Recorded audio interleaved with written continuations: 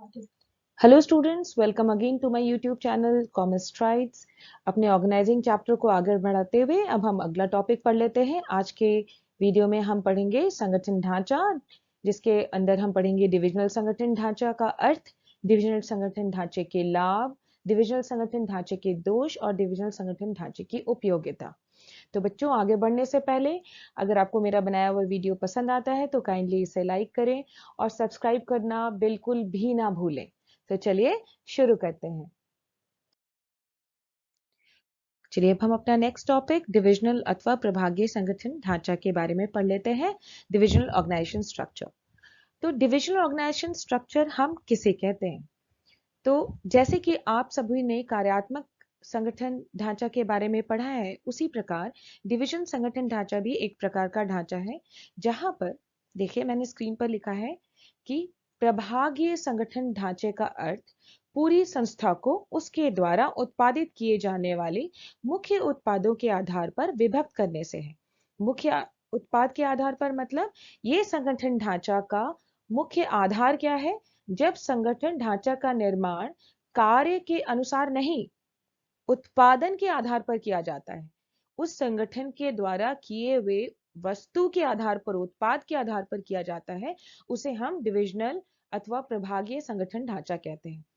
उत्पाद के आधार पर का मतलब होता है, मान लीजिए एक कंपनी दो प्रकार के उत्पाद का निर्माण करती है, टू व्हीलर और फोर व्हीलर, यानी कि स्कूटर और कार। तो दोनों की तकनीक, बनावट, कार्य करने का ढंग सब कुछ अलग होगा।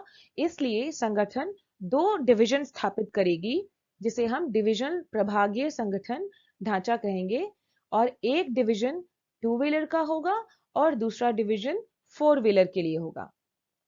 देखिए इसी को आगे बढ़ाते हैं। यदि किसी व्यावसायिक उपक्रम में अनेक प्रकार की वस्तुओं का निर्माण किया जाता है, तो पूरी संस्था को वस्तुओं के आधार पर अलग अलग डिवीजन में बांट दिया जाता है। वही बात है कि मैंने यहाँ पे दो तरह की वस्तु का एग्जाम्पल लिया था, टू प्रोडक्ट्स का एग्जाम्पल लिया था। यहाँ पर दो से ज्यादा वस्तुएं हो सकती हैं। मतलब एक संगठन अगर मिनिमम दो तरह का वस्तु बनाता है, जैसे कि एग्जाम्पल में मैंने कहा टू व्हीलर और फोर व्हीलर, तो दोनों के लिए अलग अलग डिवीजन का निर्माण होगा। अगर चार तरह की वस्तु बनाता है तो चार डिवीजन हो जाएगा। मान लीजिए कोई संगठन कार भी बना रहा है, टू व्हीलर भी बना रहा है, बाईसाइकिल भी बना रहा है और कुछ और वस्तु का निर्माण भी कर रहा है, तो दोनों प्रकार की चारों चारों डिवीजन अलग अलग होंगे। देखिए, प्रत्येक वस्तु डिवीजन से संबंधित क्रय, मतलब प्रत्येक वस्तु डिवीजन मतलब टू व्हीलर का जो डिवीजन होगा वो भी, फोर व्हीलर का जो डिवीजन होगा वो भी क्रय का, वो भी क्या करेगा, क्रय विभाग की स्थापना करेगा, विक्रय विभाग की स्थापना करेगा, विज्ञापन विभाग की स्थापना करेगा, उत्पादन विभाग की स्थापना करेगा, वित्तीय आदि सभी विभाग का अलग अलग स्थापना करेगा। और प्रत्येक विभाग के डिविजनल प्रबंधक होंगे, जो उनके देखरेख में ये सारे कार्य किए जाएंगे। और इतना ही नहीं स्टूडेंट्स, सभी विभाग के अलग अलग प्रबंधक भी होंगे। तो हम मुझे मैं ऐसा आशा करती हूँ कि आपको डिविजनल अथवा प्रभागीय संगठन ढांचा समझ में आ गया होगा। हम चलिए आगे इसको और बेहतर तरीके से समझते हैं डायग्राम की मदद से। चलिए नेक्स्ट हमारे पास है डिविजनल संगठन ढांचा। इसमें हम लोग डिविजनल संगठन ढांचे के बारे में पढ़ेंगे और डायग्राम की मदद से समझेंगे कि डिविजनल संगठन ढांचा क्या होता है। देखिए, सबसे पहले संचालक मंडल, बोर्ड ऑफ डायरेक्टर्स आते हैं। मतलब सबसे टॉप में बोर्ड ऑफ डायरेक्टर्स होते हैं, उनके अधीन मुख्य कार्यकारी अधिकारी यानी सीईओ होते हैं। अब हम डिविजनल संगठन ढांचा को समझेंगे। ये जो फर्स्ट 2 पॉइंट्स आप पढ़े, जो लेवल्स मैंने बताया, ये तो एक लेवल्स ऑफ मैनेजमेंट है। फर्स्ट लेवल में संचालक मंडल और उनके अधीन मुख्य कार्यकारी अधिकारी होते हैं। बात यहां से शुरू होती है धातु उत्पादन डिवीजन और प्लास्टिक उत्पादन डिवीजन।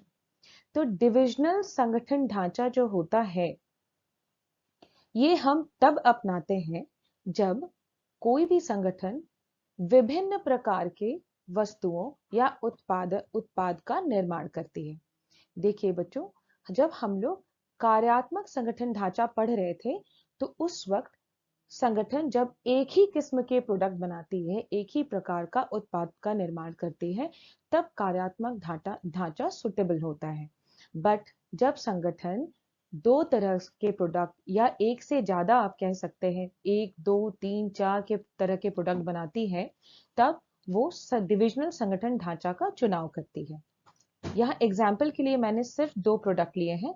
मान लीजिए एक संगठन धातु उत्पाद डिवीजन, मतलब एक संगठन धातु की वस्तु बनाती है और प्लास्टिक के वस्तु भी बनाती है। अब भाई धातु की वस्तु जब वो उत्पादन करेगी तो उसकी प्रकृति, उसका कार्य करने का ढंग, उसकी तकनीक अलग है। प्लास्टिक की वस्तु के लिए अलग तरह का तकनीक, अलग तरह का रिक्वायरमेंट, रॉ मटेरियल्स लगेगा। इसलिए कार्य दोनों अलग अलग उत्पाद होने के कारण संगठन क्या करता है, उसका दो डिवीजन बना देता है। किस आधार पर? उत्पाद के आधार पर। ये चीज याद रखना है कि किस आधार पर बनाया, उत्पाद के आधार पर बनाया। डिवीजन जो यहाँ पर डिवीजन जो बना वो किसके आधार पर बना? उत्पाद के आधार पर। तो डिविजनल संगठन जो होता है वो उत्पाद के आधार पर होता है, कार्यात्मक कार्य के आधार पर और डिविजनल उत्पाद के आधार पर। तो यहाँ पर संगठन दो प्रकार की वस्तु का निर्माण कर रही है, एक धातु से बनी हुई वस्तु और एक प्लास्टिक से बनी हुई वस्तु। तो उसने दो डिवीजन बना दिए, दो अलग अलग। उसके बाद नेक्स्ट हम ये देखेंगे कि दो अलग अलग डिवीजन बन जाने के बाद हर एक डिवीजन अलग अलग तरीके से काम करता है। जो धातु की वस्तु बनाते हैं उनका भी उत्पादन विभाग होगा, विपणन विभाग होगा, वित्त विभाग होगा, सेवा वर्गीय विभाग होगा। तो जैसे कि कार्यात्मक संगठन ढांचा में हर कार्य को करने का अपना अपना विभाग होता था, उसी प्रकार धातु उत्पाद डिवीजन में भी अलग अलग विभाग होंगे। तो हम ये कह सकते हैं कि डिविजनल संगठन ढांचा के अंदर, एक एक डिवीजन के अंदर कार्यात्मक संगठन ढांचा भी होता है। इसके अंदर उत्पादन विभाग, विपणन विभाग, वित्त विभाग और सेवा वर्गीय विभाग होता है। जो ये उत्पादन विभाग है वो धातु उत्पाद डिवीजन का उत्पादन करेगी। मार्केटिंग डिपार्टमेंट यानी कि विपणन विभाग धातु उत्पादन का जो मार्केटिंग से जुड़ा काम है वो उसका देखेगी। वित्त विभाग पैसे से जुड़ा जो भी कार्य है जो धातु उत्पादन से जुड़ा हुआ है वो सारा उसका कार्य देखेगी। और सेवा वर्गीय जो धातु उत्पादन से जुड़ा है वो उसका देखेगी। तो यहाँ पर एक अलग डिवीजन के संग एक अलग अलग विभाग है। इसी प्रकार प्लास्टिक उत्पादन डिवीजन जो होता है उसके लिए भी, उसको भी एक अलग डिवीजन मानकर एक अलग अलग विभाग बनाया गया है। देखिए यहाँ पर ध्यान देने वाली बात यह है कि धातु उत्पाद के लिए ये सारे विभाग जितने हैं वो सिर्फ धातु उत्पाद डिवीजन के लिए कार्य करेंगे, और प्लास्टिक उत्पाद डिवीजन के लिए अलग अलग विभाग होंगे जो सिर्फ प्लास्टिक उत्पादन डिवीजन के लिए काम करेंगे। एक ही संगठन के अंदर दो तरह के उत्पाद बनाए जा रहे हैं और एक धातु उत्पाद के लिए अलग अलग विभाग और प्लास्टिक उत्पाद के लिए फिर से सेम अलग अलग विभाग बनाएंगे। तो अब यहाँ पे ध्यान देने वाली बात यह है कि उत्पादन विभाग दो बार है यहाँ पर, लेकिन धातु उत्पाद डिवीजन के लिए अलग उत्पादन विभाग होगा और प्लास्टिक उत्पाद डिवीजन के लिए अलग उत्पादन विभाग होगा। ये उत्पादन विभाग जो है वो सिर्फ प्लास्टिक उत्पादन डिवीजन के लिए ही काम करेगा। मतलब ये जो उत्पादन विभाग है ये सिर्फ किसके लिए काम करेगा? प्लास्टिक उत्पादन डिवीजन के लिए काम करेगा। ये धातु उत्पाद के लिए काम नहीं करेगा, ये भी सिर्फ इसके लिए काम करेगा। और यहाँ का जो वित्त है वो भी सिर्फ प्लास्टिक के लिए, प्लास्टिक उत्पाद डिवीजन के लिए काम करेगा, और सेवा वर्गीय भी सिर्फ प्लास्टिक उत्पादन डिवीजन के लिए ही काम करेगा। तो हम ये क्या देखते हैं, हर डिवीजन के लिए अलग अलग कार्यात्मक ढांचा, एक डिवीजन के अंदर अलग अलग कार्यात्मक ढांचा तैयार हो चुका है। तो ये डिविजनल संगठन ढांचा जो है वो कार्यात्मक ढांचे से किस प्रकार अलग हुआ कि डिविजनल संगठन ढांचा जो है वो कार्यात्मक संगठन ढांचा से इस प्रकार अलग होता है कि कार्यात्मक संगठन ढांचा में हम जो भी कार्य करते हैं वो कार्य के आधार पर विभागित बनाते हैं और वहां सिर्फ एक ही तरह का उत्पाद का निर्माण किया जाता है। पर जब किसी संगठन में एक से अधिक वस्तुओं का निर्माण किया जाता है तो उत्पादन के आधार पर अलग अलग डिवीजन बना दिया जाता है, उसको उत्पादन के आधार पर बांट दिया जाता है और हर उत्पाद के लिए एक अलग अलग डिवीजन बना दिया जाता है। और हर डिवीजन जो होता है वो एक इंडिपेंडेंट रूप से कार्य करता है, वो स्वतंत्र रूप से कार्य करता है। धातु उत्पाद डिवीजन का प्लास्टिक उत्पाद डिवीजन से कोई लेना देना नहीं है। दोनों एक ही संगठन के अंदर हैं, पर दोनों अलग अलग डिवीजन की तरह काम करते हैं। धातु का अपना सारा विभाग है और प्लास्टिक का भी अपना, प्लास्टिक उत्पादन डिवीजन का भी उत्पादन विभाग, विपणन विभाग, वित्त विभाग और सेवा वर्गीय विभाग है। तो आई होप आपको डिविजनल संगठन ढांचा समझ में आ गया होगा। ओके, चलिए अब हम अपना नेक्स्ट टॉपिक देखते हैं। चलिए स्टूडेंट्स, अब हमारे पास नेक्स्ट है डिविजनल अथवा प्रभागीय संगठन के लाभ। जिस तरह कार्यात्मक संगठन के लाभ और दोष दोनों हैं, उसी प्रकार डिविजनल और प्रभागीय संगठन के लाभ भी हैं। पहले हम लाभ पढ़ लेते हैं। तो पहला लाभ क्या है? डिविजनल अध्यक्षों का विकास। डिविजनल अध्यक्ष का मतलब होता है डिविजनल हेड्स। डिविजनल हेड्स का मतलब, जैसे कि बच्चों मैंने बताया कि प्रत्येक डिविजन के एक अध्यक्ष होते हैं, मतलब एक प्रबंधक होता है जो पूरे डिवीजन को देखता है। जैसे मैंने पिछले एग्जाम्पल में कहा था कि दो डिवीजन है, एक धातु का और एक प्लास्टिक का। तो धातु का एक डिविजनल हेड होगा और प्लास्टिक उत्पाद का एक अलग डिविजनल हेड होगा। तो जो प्रत्येक डिविजनल हेड होते हैं वो अपने अपने पूरे डिवीजन का सारा कार्य देखते हैं। प्रत्येक डिविजनल अध्यक्ष अपने उत्पाद से संबंधित जितने भी कार्य होते हैं, जैसे क्रय के कार्य, विक्रय के कार्य, वित्त के कार्य, सारे कार्य को वो सुपरवाइज करते हैं, देखते हैं। तो वो जो इतने तरह के कार्य देखते हैं, क्रय के कार्य एक अलग कार्य है, विज्ञापन के कार्य अलग कार्य है, वित्त का कार्य एक अलग कार्य है। तो ये सारे कार्यों को देखते हैं। ये एक चीज जो होती है वो डिविजनल अध्यक्ष में विभिन्न कौशल को विकसित करने में सहायक होती है। वो बहुत तरह के कौशल को एक ही टाइम पे सीख जाते हैं। ओके, नेक्स्ट टॉपिक है डिविजनल परिणामों को आंका जा सकता है। मतलब नेक्स्ट एडवांटेज क्या है? Divisional results can be assessed. मतलब divisional results can be assessed का मतलब होता है कि सभी डिवीजन स्वतंत्र रूप से कार्य करती है, कोई भी डिवीजन एक दूसरे से जुड़े हुए नहीं है। मतलब अगर टू व्हीलर डिवीजन है तो उसका जो भी परिणाम होगा वो टू व्हीलर डिवीजन की जिम्मेदारी होगी, और फोर व्हीलर का जो परिणाम होगा वो फोर व्हीलर डिवीजन की रिस्पॉन्सिबिलिटी होगी।